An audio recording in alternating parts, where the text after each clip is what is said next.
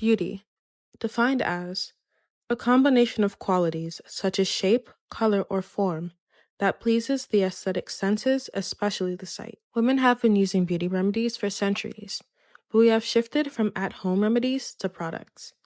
In the modern age, the beauty industry has become a catalog of luxury items, namely due to the rise of celebrity beauty brands, all of which are really not that innovative or great, except the select few, which we'll get to later. As far back as we know it, beauty has always been beauty. Everyone knows what it encapsulates and what it describes. From the 1920s flapper to the 50s blonde bombshell, to the disco queen of the 70s, 80s glam queens, 90s supermodels, 2000s video vixens, and the 2010 baddie. There has always been a trending beauty standard throughout all time. Before I continue, however, I'd like to say thank you to all the new subscribers and for all the love on my previous video. It means a lot to me, and I genuinely did not expect it to do so well, so I just want to say thank you so much. A lot of us in today's day and age love makeup. I personally love it because of its versatility, which makes it truly for everyone. The versatility of makeup has led to many variations, whether it's the clean girl makeup, K-beauty, Harajuku, baddie makeup, minimalistic makeup, emo makeup, Y2K makeup, and the other endless variations of it that have come throughout the decades. In the 2010s, makeup products almost had a cult-like following aspect to them. During this time, there were so many videos including makeup hauls and reviews for extremely popular products. What I noticed about this is that in the 2010s, instead of makeup being a moderate consumer market, it became a consumer sensation overnight. And I blame one thing for this: the creation of social media. With the creation of social media came the thinning of the veil between celebrities and regular people. Celebrities used to be known for being obscure and mysterious. However, with the creation of social media, we now had a perceived in on their lives. Once social media came into the picture, namely Instagram in 2010 and Snapchat in 2011, we got daily intimate access to their lives. And now instead of seeing these celebrities as almost godlike figures who we couldn't even begin to think about being, we now saw them as regular people, just like us. Because we had almost 24/7 intimate access, we saw their status as more attainable. And because of that, instead of dreaming to be like a celebrity, a lot of us started thinking we were celebrities, or at least closer to being them, as the perceived notion that celebrities were so relatable and close to normalcy started to take over. This phenomenon is what started a big change in the beauty industry. In the early 2010s, we got a plethora of celebrity brands, albeit they have existed since 1994 when Iman Abdul-Majid launched Iman Cosmetics. However, in the 2010s, the brand that really stuck out and the one I want to focus on right now is Chroma Beauty, founded by none other than Kim, Khloe, and Kourtney Kardashian. Chroma Beauty launched in 2012, and the brand came with a gargantuan of issues and lawsuits in 2014, which last for 3 years, ultimately ending in 2017, which included copyright infringement, something that the Kardashians are pretty much known for at this point. Ultimately, the Kardashians won, and according to Paper Magazine, it was because the court claimed that, and I quote, "The European brand Chroma did not have the right or appropriate grounds to file the case, since a company called by Lee Tillett already existed and owned the trademark." Shortly after this, in November 2015, we got the launch of the infamous lip kits by Kylie, and it genuinely changed the beauty industry. This brand was launched after Kylie received a mix of backlash, praise, and speculation about her lips. From what I remember at the time, being someone who grew up right in the midst of this, was that she originally launched Kylie lip kits, and they were everywhere. I mean, you literally could not escape them. The reason they were so popular in terms of the product itself, and not Kylie's popularity and influence, although this did play a part, was because it came with a lipstick and liner together that actually matched. Now, for those who don't know, before the launch of Kylie lip kits, to my knowledge, you would have a lipstick and a lip liner sold separately, and either they matched, but you were paying for 2 products, or you generally couldn't find a match that was just right. It would always be off. However, once Kylie saw a quote-unquote gap in the market, as she stated, she saw that this product could revolutionize the makeup industry, and it generally did. In fact, Kylie Cosmetics made $400 million in its first 18 months of business, according to Life and Style magazine. 2 years later, we got the release of Fenty Beauty by Rihanna, which shook the beauty industry to the core. To witness this in real time was crazy. I mean, the girls were actually scrambling. Rihanna truly came into the industry and said, "You guys are dismissed." With the release of Fenty Beauty came major inclusivity in the beauty industry, as cited from Vogue magazine. I quote, "The now legendary opening gambit was a 40-strong foundation range, since expanded to 50, that included shades for everyone and a marketing campaign that was as diverse as they come." Soon after this, brands tried to keep up, and according to Vogue, brands are still desperately trying to outdo one another, launching 50, 60, and even 100 foundation shades, albeit not successfully because of formula issues, as brands were literally just adding more pigment rather than formulating new shades. The difference with Rihanna's line is that she was inclusive authentically rather than just for show, which was another way that she shook the industry, as those who tried to follow her successful business model only did it to keep up and not because they wanted to be inclusive. I'd like to end this segment by stating that in its first year, Fenty Beauty made $550 million, outperforming the first year of Kylie Cosmetics, and to this day is worth $2.8 billion according to Business Insider. We also got KKW Beauty in 2017, but that brand didn't really make a lot of noise, due to Kim being overshadowed by Kylie Lip Kits, although at this time it was called Kylie Cosmetics. The products faced a lot of backlash regarding pigment and shading and a few other things. So, after the influx of celebrity brands in the early 2010s, according to an article from LinkedIn, in 2021 to 2022, the celebrity beauty brands market saw a growth of around 33%. Some notable brands include Rare Beauty, founded 2019 and released 2020, About Face by Halsey, released 2021, REM Beauty by Ariana Grande in November 2021, and Rhode Skin in June 2022, just to name a few. Upon my research, I couldn't find the exact number of celebrity brands that are in total in the US.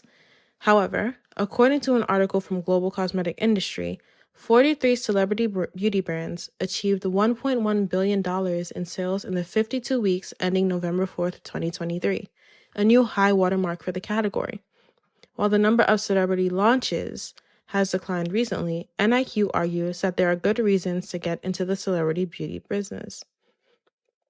The firm points out that celebrity beauty grew 57.8% in 2022 and 2023, compared to general market growth of 11.1%. And the article goes on to state, the key to celebrity beauty brand success is their appeal to beauty enthusiasts, who spend on average $1,003.64 on beauty and personal care every single year, which is 1.25 times more than the average buyer. Beauty enthusiasts also tend to be from high-income, diverse households, comprising 20.7 million U.S. households. Additionally, between 2022 and 2023, their spending on celebrity brands jumped 21.9%. Now, something I'd like to note here is that as the market becomes saturated and overly saturated, the quality of the products decreases.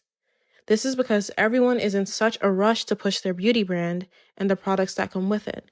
And so celebrities end up making subpar products and or just recreations of the products that they see are trending in the industry, such as lip oils, blush sticks, and jelly tints as of 2024. The disappointment with celebrity brands, in my opinion, is almost expected. I know I have brought up the Kardashians' beauty brands a lot in this video, but per my research, they are the most problematic when it comes to the beauty industry. From constantly stealing ideas to just blatantly putting out bad products. Additionally, due to their influence and status in the beauty industry, it wouldn't be realistic to not have their brands included in a video about the makeup industry, as they generally are heavy hitters in the celebrity beauty industry. Of course, other brands such as Rhode, there have been issues, but that is mainly due to manufacturing and the cross-contamination of products rather than the product itself. What I mean by this is, when you look at Rhode Beauty products, there have been some hiccups, including formulaic issues, allergen issues. However, you can tell that Hailey Bieber actually put some thought and time into her products, as general consumer reviews say that the product does work. However, when it comes to the case of the Kardashians, A lot of their products are just all around bad. As for Rihanna's Fenty Beauty and Selena's Rare Beauty, there have been little to no complaints about the quality of product to date. And on social media, both brands as well as Rhode have received great praise. To continue, an article from the Swaddle titled, How Beauty Brands Became the New Celebrity Currency states, and bear with me as it's a bit of an excerpt. They state, with the success of celebrity beauty brands relying heavily on the fan base of the celebrity rather than the quality or efficiency of the products themselves, there is a misplaced emphasis on brand loyalty that overshadows objective product evaluation and informed decision-making on the part of the customers. It's almost manipulative in a sense. Not only that, but while the brands may claim to represent the values and aesthetics of the celebrities themselves, there is often a disconnect between the celebrity's personal journey and the actual development and production of their makeup and skincare lines. It is not uncommon for celebrities to collaborate with established beauty companies and utilize teams of experts to create their products. But despite the number of behind-the-scenes videos we're inundated with, there is comparatively little mention of these collaborations. The authenticity in question is often a performance to sell products that capitalize on the celebrity's own beauty, one that wasn't acquired through the use of their own products. In this exercise, the faces of the celebrities themselves become proof of their product's competence. What we often forget, though, is that even before launching their own brands, the celebrities looked just as flawless, bringing the authenticity into question. But our beloved celebrities continue to give their fans and consumers the impression that they look like they do because of their own products. Celebrities are saying, this is my skincare, this is what I use, and no, I don't get Botox, it's just my products. Stacey Burke, a counselor, told the New York Times, adding how that's hard to believe. Unfortunately, that in the process of employing authenticity as a marketing strategy, celebrity beauty brands become intertwined with the celebrity's own brand, perpetuating the same unrealistic standards of beauty that propelled them to stardom. Personally, this truly says it all for me. These beauty and skincare brands are truly just ways for celebrities to make more money off of you and your insecurities. Am I completely against them? Absolutely not. As long as it's evident that those products are created with genuine thought and care, and you can genuinely tell with the way the products function and perform. Also, you can tell within the way that those brands have actually, improved over the years. Additionally, if a company is getting great general population reviews, not just reviews from their celebrity friends, then you know that that line is genuinely quite all right. However, when celebrities push a quickly made product that is honestly terrible, that is where I draw the line. Especially when those celebrities try to sell the idea that they also use those products, when in reality they don't. They spend thousands of dollars on Botox, filler, vampire facials, and just about anything underneath the sun. Not to mention Facetune, to look the way that they do. Now, I'd like to talk about Fenty Beauty a little bit more. When Fenty Beauty first dropped, it changed the makeup industry, as I stated before. With record inclusivity, it was truly a brand that was made for everyone. Across the board, according to Thing Testing, which is a site where consumers review companies, Fenty Beauty received a rating of 4.54 stars with 367 reviews. And top comments on the products included diverse shade range, luxurious packaging, which is essential for the experience of the consumer, especially if they are paying a mid to high price range, alongside lasting, smooth foundation. However, the products lack in terms of patchiness and blendability, and this could be attributed to formulaic problems as well as just general product matches. As someone who wears makeup often and has been doing makeup since I was 13, I'm now 21, I can recognize that you can buy products from the same brand, however, some may not mix well together because of their intended use.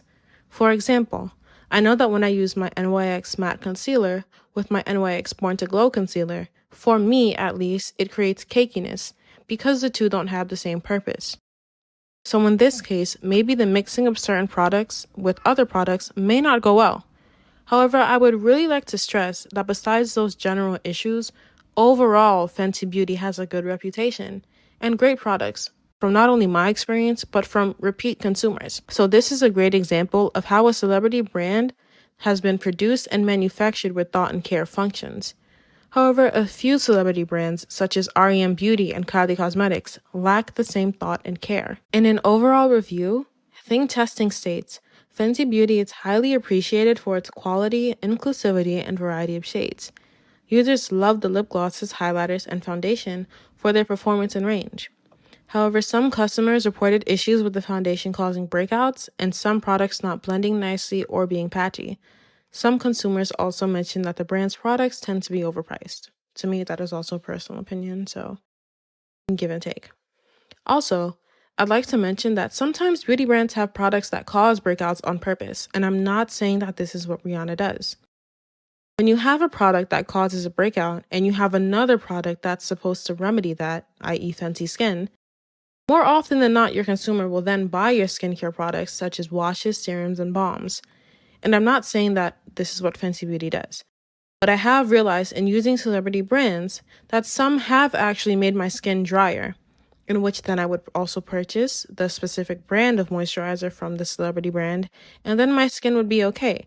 But if I used another moisturizer that was generic, it would honestly get worse. Moving on to Kylie Cosmetics. Kylie Cosmetics received a rating of 2.95 stars with only 39 reviews. And top comments on the products included smooth lip liner, a great blurring effect from the brushes, not the foundation, but the brushes, unique lipstick colors, and it being popular among celebrities. I wonder why. However, criticisms state that the lipstick is non-lasting. The lip kits are drying, from which personal experience I can say that they did have that effect when they originally were released, but I have not personally brought them since then, so I can't really vouch for that. But reviews as recent as 1 to 4 months ago state, I was gifted some of their products and they were fine. The eyeshadow wasn't very pigmented and their lip kit was very drying on my already dry lips.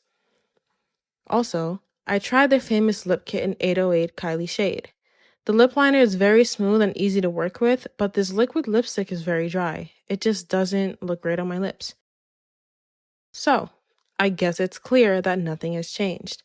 But yes, continue to buy the bomb set of 8 for, $160 and the bundles which upon release cost $265. Completely reasonable.